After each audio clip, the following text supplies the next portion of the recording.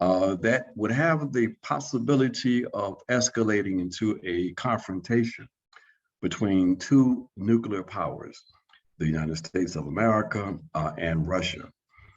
It appears that where we are today is almost the logical conclusion of a historical process that really began in the 1990s. In the 1990s, with the disappearance, if you will, dismantlement of the Soviet Union, it dramatically reconfigured global politics and the global relations of power.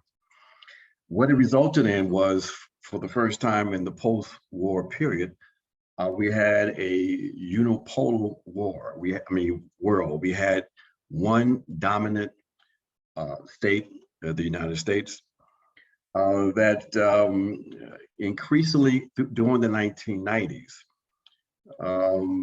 began to jettison most of the normal sort of rules of the international order in order to advance its own particular interests. And it did that because there was no countervailing force to prevent the kind of behavior we saw in the 1990s with the no-fly zone over Iraq, with the bombing of Serbia in 1999.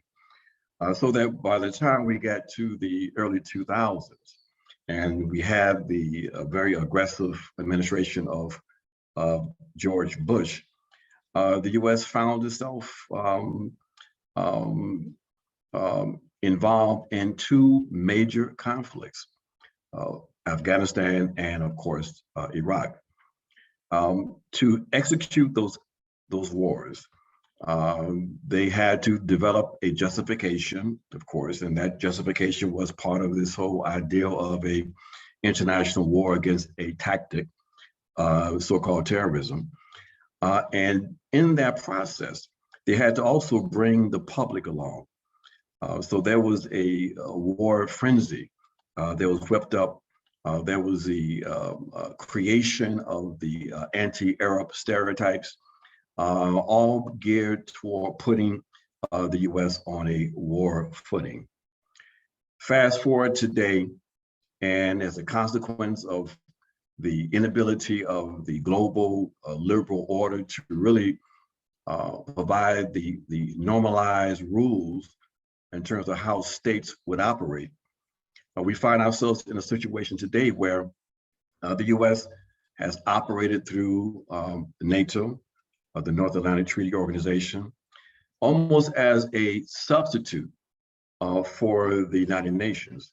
The U.S. has been operating outside of the domain of the United Nations and the United Nations Charter, which means that the U.S. has been operating as, in essence, a rogue state.